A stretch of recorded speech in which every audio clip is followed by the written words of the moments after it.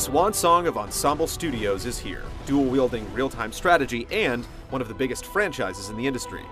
Hoping to score a direct hit on the 360 in a genre still reserved for and revered by the mouse and keyboard crowd.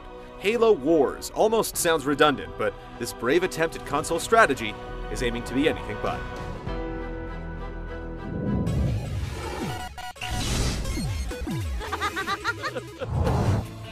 Master Chief is MIA. Instead, the campaign sets you up as Sergeant John Forge, teamed with the sassy Serena AI, Professor Anders, and Captain Cutter aboard the Spirit of Fire. Though set 20 years prior to the Halo trilogy, there's no real effect on the continuity. The war with the Covenant is in full swing, and as the plot unfolds, it echoes back to the first Halo, with the elites and their prophets desperately seeking an ultimate weapon, with the UNSC hot on their tail. Work in the Flood and some Forerunner flourish for good measure. You will come with me. With plentiful cinemas, the overarching plot feels a little clumsy, and Serena is no Cortana. Crazy mystery trip to Arcadia plotted in, spinning up FTL drive. The cardboard Spartans can't hold a candle to the Chief. Captain, Alpha is toast. Nothing for me to pull back to. The in-game chit-chat fleshes out the situations on the fly, but if you're looking for the next big revelation, it's not here. What you will find is a safe, satisfying tale of the Haloverse bookended by some stilted dialogue and big explosions.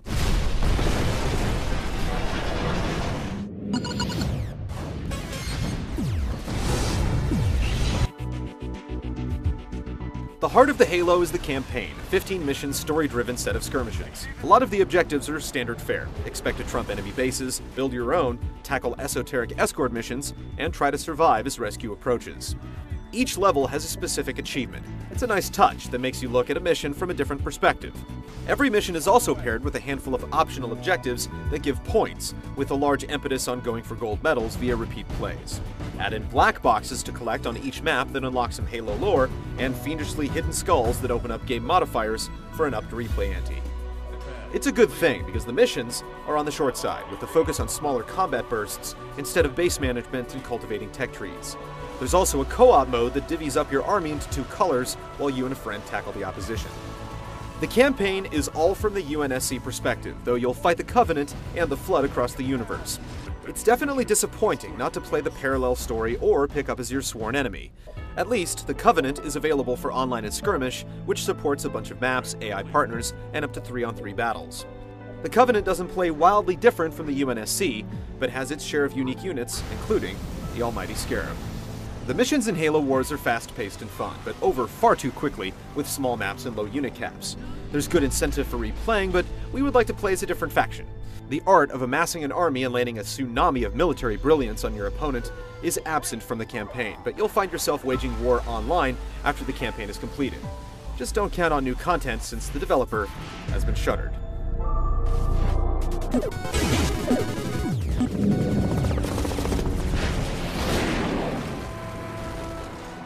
Real-time strategy has been wrestling with the consoles for years now, and for every mediocre Supreme Command report, there's been a battle for Middle-earth eking towards excellence.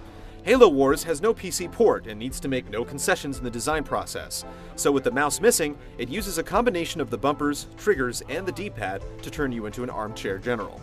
The small maps and low unit counts also make it more bearable, but diminish the scope of the game.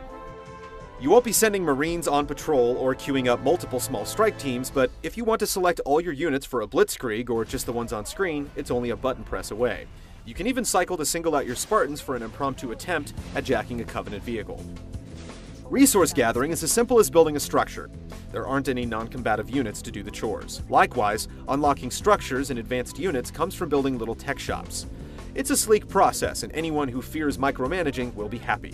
On the flip side, there really aren't that many units to play around with, and most just charge headlong into combat. Planning your rise to power is also a fairly linear affair with a reduced economic angle. Halo Wars is guilty of betraying scale in the name of convenience. It plays well enough, and the short tactical rushes are exhilarating. Removing some of the tedium makes the medicine go down easy, but it sacrifices some depth.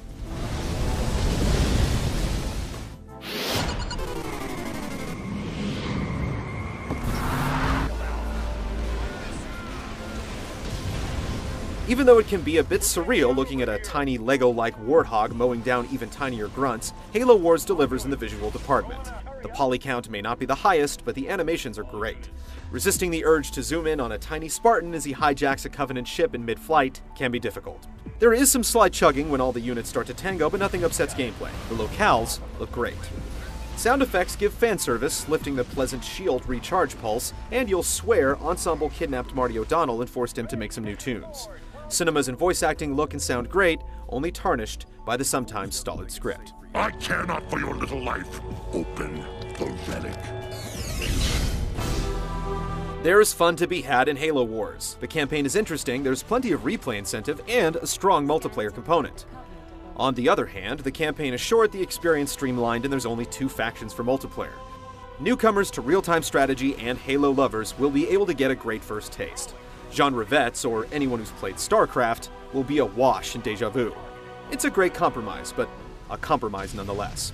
It's accessible, fun, and a mighty shuffle in the right direction, if a tad on the shallow side.